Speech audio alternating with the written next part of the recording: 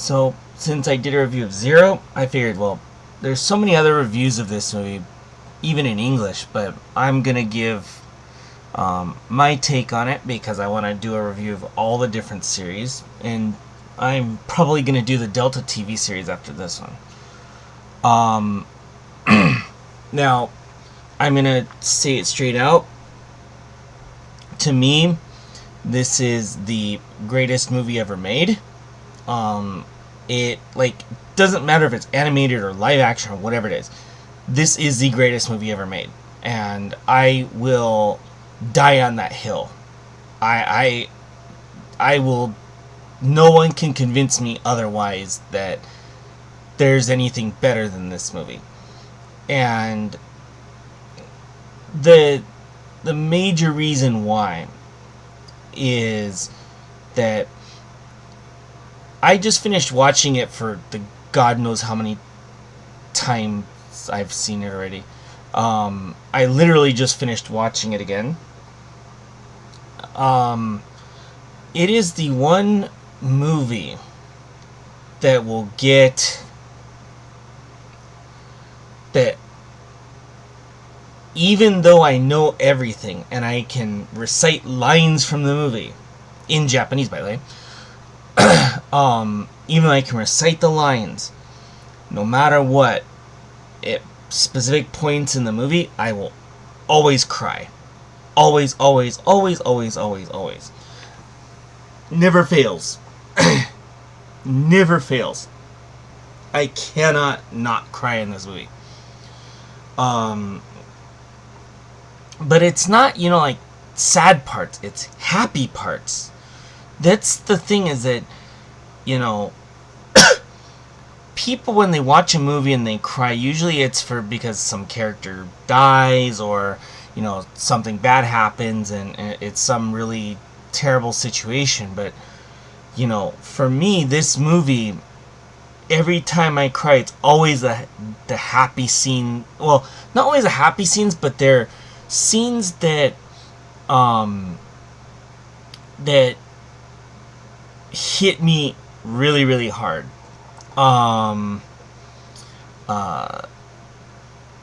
So instead of doing what everybody else does, which is just say, oh, this point, this point, this point, and just goes to the summarize the movie or whatnot, I'm gonna pick out certain points of the movie that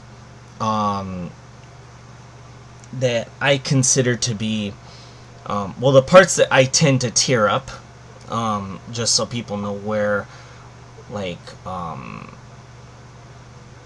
what's so powerful about those scenes. The first one is Minmei's concert at the beginning. I don't know why, for some reason, whenever I hear Xiao Pai Dong, I get teary-eyed. I don't know why. Xiao Pai Dong, for some reason, it's not even my favorite Minmei song, but for some reason when I'm watching this movie, just it hits me. Let's see. Roy Foker's death doesn't really bother me. Not bother me, but it doesn't hit me hard like some of the other things that have happened in the Macross universe. The next scene that really hits me is the war of attrition that is Max versus Miria. God, that whole fight scene is just, because what happens later? They get married, they have 7 kids plus an adopted daughter. They're all daughters, and then you think about what happens in 7, where they're just kind of fighting with each other all the time.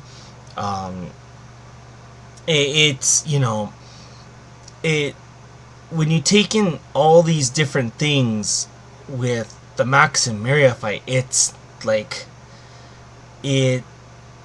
it's probably the most important.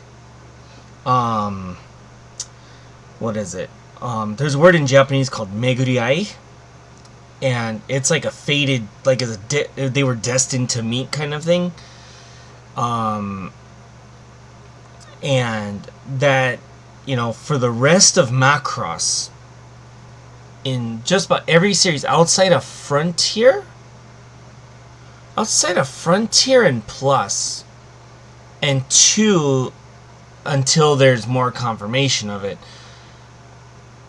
a genus has been in every one of them. So you have a genus in the original, you have a genus in 7, and you have a genus in Delta, right? Well, you have 4 genuses in 7. You have Max, Myria, Mylene, and Emilia. And then you have Mirage as a granddaughter in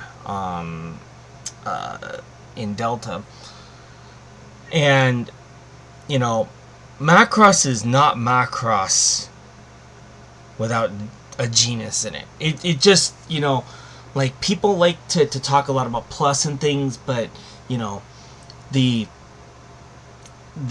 legendary aces of Max and Myria, it just, you can't compete with that. You just can't compete with that. They, you know, Max is just, you know, Max. You just can't do any better. And this is how they first meet. The whole, like, knife fight crap from the TV series is not the canon, because the movie is the canon. And why is the movie the canon? Because if you look at Macross Plus, Macross Frontier TV series, the second Delta movie, all scenes that show the ASS-1, the Alien Starship 1, Macross, the arms here are always the armed 1 and the armed 2 attachments, okay? It's not the Prometheus and the Daedalus. So, just keep that in mind, that when you talk about the canon of Macross, this is the main canon with some events of the TV series kind of like stuck in there on the before and after kind of thing. So, just keep that in mind.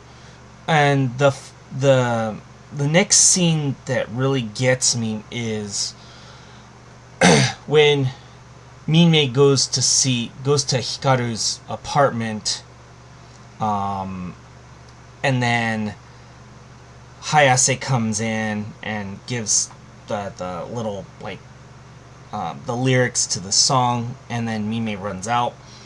And this is something that you don't get in modern entertainment, period. And this is not, you know, like, because of, you know, the leftist stuff or whatever. This is just, like, in general media.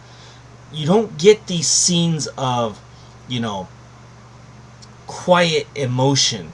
Now, a lot of people complain, and I'm going to compare this to Star Wars for a second, because there is a correlation here. In Star Wars Episode 3, there's a specific scene where Padme and Anakin, there's no conversation whatsoever. And you could just, like, Padme's sadness and Anakin's sadness, and there's all this stuff going on, and you just, you know, they're both crying and stuff like that, but there's not a word said. This kind of, you know, visualization without words is something that doesn't exist much anymore in media, where you let the scene carry the emotion. And the reason why that scene is so powerful is before Hikaru says that he wants to stay with Misa, is that he wants to be with Misa,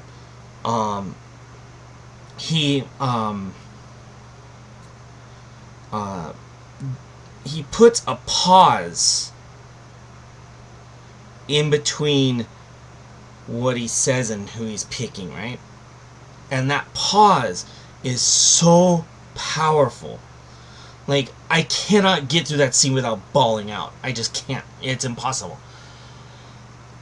But this is something you don't have in modern media, is you don't have these moments that you can absorb the feeling of the scene. And there's another scene at the end of this movie that is also very powerful. Although I'm trying to calm myself down after crying for 6 minutes while the song Oboetemasu is, you know, playing. But which is the other scene in this movie that really I don't know why, just the power of the song with the situation, and that just, and then Max and Miria both in Miltrandi battle suits fighting with each other, and like back to back in their famous way that they fight together, because they cover each other because they're back to back, so no one can get behind them. And in Macross Frontier, I think it's the first movie, Kran says formation MMGNAS, and that's a direct like thing with where her and Michelle are back to back to each other, and they're just shooting, they're doing the Maximiria thing, which I will give credit to Frontier. That is done very, very well. That is a very good homage to the original Macross, and a good homage to this one, because you don't get that kind of scene in the TV series, really, because Max and Mira are kind of left to the side after the the later, after the war's over stuff, outside of that one particular episode. There are very minor roles that really sucks because they deserve more screen time, but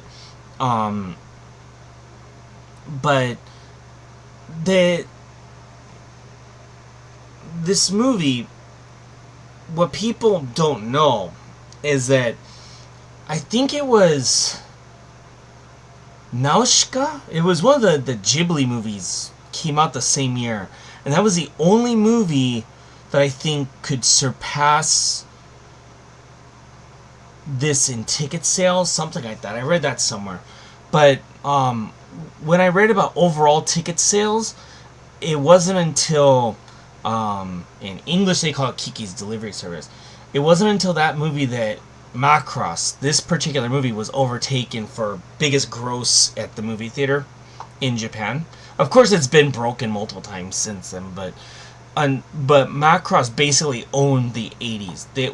There was no movie that could match it in Japan, really. So just keep that in mind of how influential this movie is. And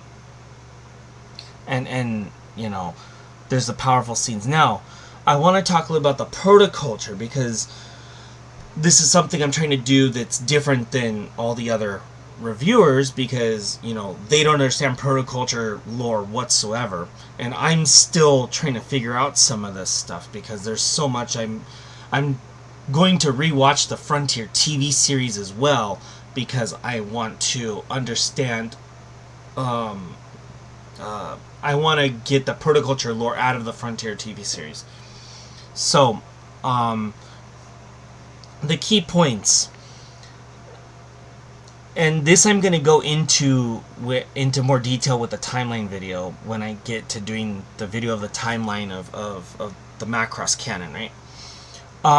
But the general gist, just like kind of a preview kind of thing, just to keep it within the context of this movie. The Protoculture created the Zentradi. The Zentradi went out of control, and they ended up wiping out about 85% of, I think it was 85% of the Protoculture. Or no, I think it was a Protodevlin that did it. I can't remember off the top of my head right now. But the Zentradi were created so the Protoculture themselves wouldn't have to fight a war. So they used the Zentradi and Meltradi to fight their wars for them.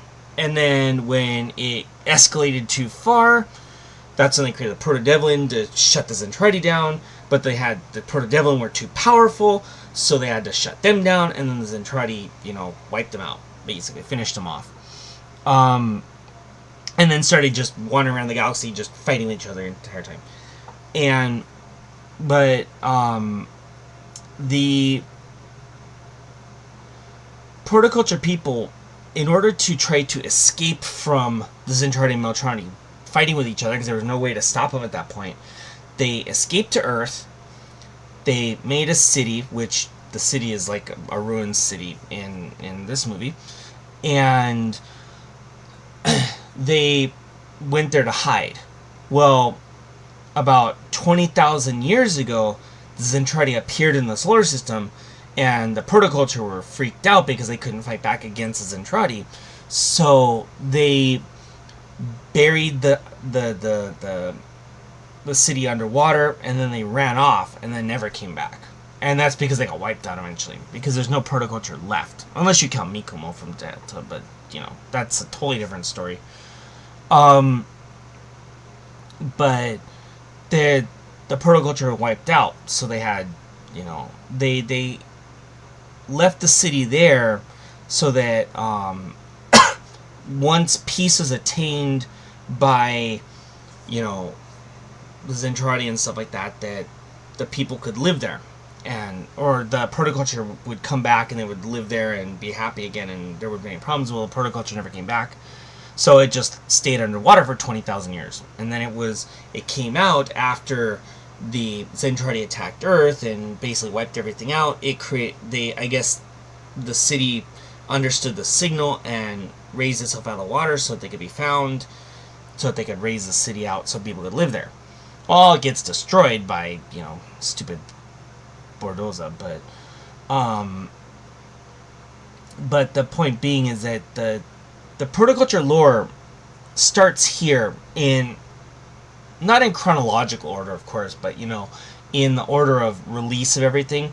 The real, like, details of the Protoculture lore comes out of this movie. The TV series doesn't really get deep into the Protoculture lore. It talks about how the Zentradi and humans on Earth were basically, you know, made by Protoculture, but they don't get into the details of, like, you know, where, like, how the Protoculture, you know, like, escaped to Earth and all that sort of stuff, because there's no island in the TV series. So this is why you have to be very careful with what is the actual canon of Macross, because this movie takes precedent over the TV series. But there's parts of the TV series that apply to the canon. So, but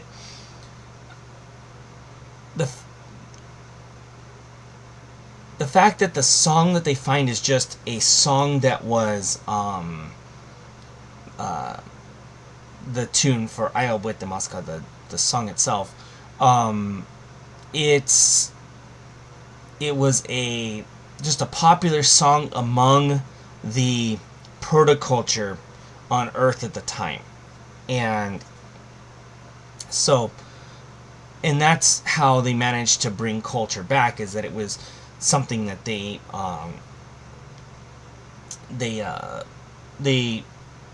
were listening to in their city. Now, I mentioned in my previous lore video that the Macross, in Macross Delta, how Belger Stone explains about how it being weapon stuff. If you want to know the details about that, watch that, because I explain it there. And that'll help you understand a little bit about, maybe it'll change your perspective a little bit about the movie, but it's also his theory of it, so, you know, that's up to you to decide. But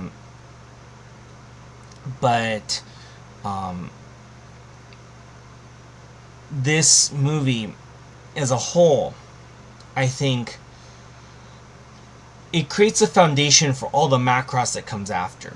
Because the TV series, of course, you know, TV series is important because it's what started all this. And, you know, it was so popular that Gundam incorporated transforming mobile suits for Zeta Gundam. That's, you know, that's how popular this was.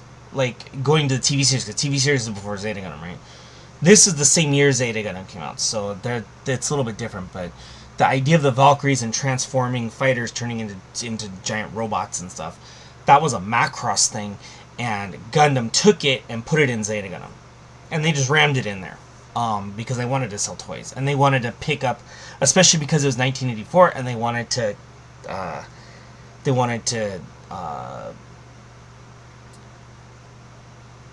basically ride on the coattails of Macross, this movie. So, They wanted to make their own money through like stealing the idea from Macross. So, but I will say that they did hire Miyatake to do a lot of the stuff for Zeta Gundam, for the transforming part of it, because Miyatake is the guy who did everything for Macross. So just keep that in mind too. He was a busy guy back in the 80s. But and one last thing I want to mention is a couple years ago there was a fire at Kyoto Animation Studios. And why is this important? It actually killed like 20 people or something like that. And it was a pretty bad fire. The dude was the dude that, you know, murdered these people is crazy, but one of the top people who was actually killed in that fire at Kyoto Animation worked on this movie. And he worked on this movie. He was young at the time, and he had risen to the ranks, and he was one of the top people at Kyoto Animation when the fire was set there, and he died there. He also had influence on a lot of other things too. Another thing is, for people who like Evangelion, I don't, but, you know, Anno, I think he's the one who became president of Gainax or something. Was also one of the animators in this. So, you know, this movie was groundbreaking in the fact that it had so many... It became the starting point for so many careers for so many people, like Anno and some other people, like people who worked on Evangelion. You have Mikimoto Haruhiko, who became popular because of Macross, his character designs in this movie. You have, you know, Miyatake. He had been doing mecha designs since, you know, Dumbine and stuff like that, but, you know, he was involved. You know, Kawamori designing the Valkyries and having them transform. He's now, you know, super famous because of that, you know. Itano is another one.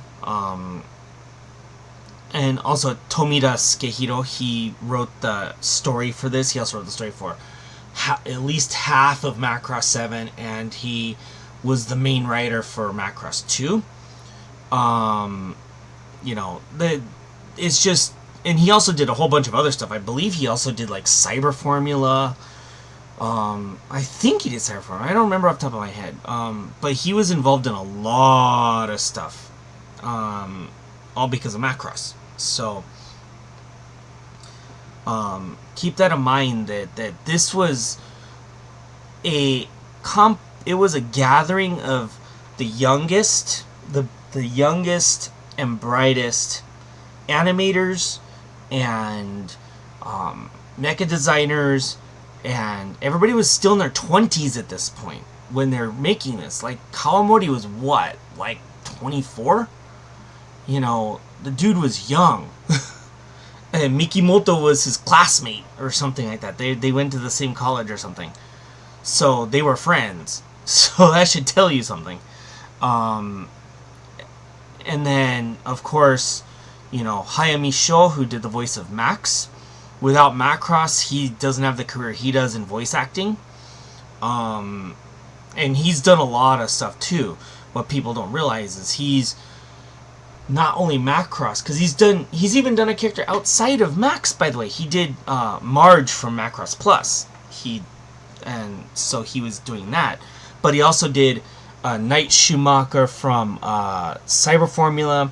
He did Orson from the OVA of Lotus War, and then he did Ashram for the TV series of Lotus War. And I can't even count the things he's done, because I just hear his wife like, Hayami.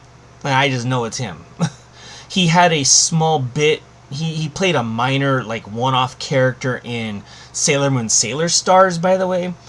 In the Stars arc of the old TV series.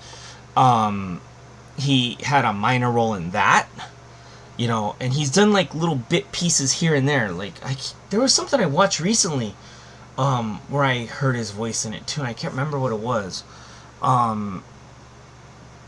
But yeah, his career is because of Macross. you know, it's just this movie in every it was just it came out at the right time. It had everything perfectly set up. It had the drama, it had the action, it had the deep lore. You're interested. Oh, what's Protoculture? What's this stuff? I want to know more about Protoculture for people who got really into it. You know, this is the level of detail that this movie went into that you don't see anymore. And, you know, they, like, this is why I consider it to be the greatest movie ever made. Is there's nothing like it. It can't be. You absolutely cannot copy this. And this is the official movie poster, by the way, that I'm showing on the screen. I thought I'd use the official movie poster for it because this is the official one. This is the one that they had on, you know, movie theaters and stuff like that. For like in the subway stations and stuff, when they had the posters up there, this was what was up there. And this is kind of the poster they'd have at the movie theater and stuff like that. This movie was groundbreaking. It's, you know, if there's one singular complaint to have about this movie, there's only one, is I wanted more Maximilian. That's it. Just more Maximilian. Just a little bit more, like even the final scene or something, just, you know, put them in there for a minute or something. Just, you know, a little bit extra of Maximilian would have been so much better. Or a little bit of more of them fighting at the end in their battle suits. But other than that, this movie is the pinnacle of cinema. And even if you don't like watching Japanese animation, don't look at it as Japanese animation. Look at it as one of the greatest stories ever written. And if you don't watch it because it's just stupid anime, that's only for weebs, then you're an idiot. Because the media shouldn't matter if the story and the characters and everything carries well. And this carries perfectly. There is no other movie in Macross that is this good. The only movie that comes close to this, in my opinion, is the second Delta movie. But that's not a standalone. You have to watch the first movie to understand the second movie. As a standalone, there's only this and Macross Plus for movies that are standalones. And this is way superior to Macross Plus in every single way. Character designs, everything. I will say, though, Macross Plus does have some very good voice acting, because they got some really good voice actors. I ain't gonna complain. Plus, Max, Hayami shows in there. So I get my Max voice, even though it's not really Max. But I wanted to talk about this movie. I just finished watching it again, and I wanted to give my input on it because my input is different. I have a different perspective of it than all these other people. People don't I think that the people who tend to review this movie don't look at it from the same lens I do. Maybe because I've been a Macross fan my entire stinking life. I'm not sure, but this movie is the pinnacle of cinema. Everyone should be required to watch it. I think this should be required viewing. Seriously. It's that good. I think that everybody should be forced to watch it at least once. Because it just does things that it's so original that there's nothing like it and never will be anything like it again.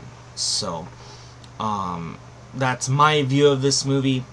I will say, though, that I have been fighting with myself over whether I like this or I like Macross 2 more. Because there's a lot of things about Macross 2 that I really, really, really like Ishtar. So, but Macross 2 is an OVA at 6 episodes and it's like 3 hours long, whereas this is like an hour and a half, almost 2 hour movie. So there's a little bit difference there. So you can do more with the amount of time that they had in Macross 2, but I still think this is the greatest movie ever made, and everybody should watch it at least once, maybe actually at least twice, just to make sure, and then you can put it away. But I think I've watched it in my lifetime at least 30 or 40 times. Can't remember anymore. I stopped counting, because whenever I want, something to cry to, basically, I'll watch this. If I want to have some emotional roller coaster, I watch this. Or just for something to relax to. This is very soothing to me, so I really, really enjoy this, and I hope that you don't just look like you could take this movie in a nutshell and just kind of put it away from the rest of the Macross stuff for a bit, but I think that this is just the beginning of the Protoculture lore, and I think that after watching this, you need to watch the rest of Macross and really understand the lore, and it will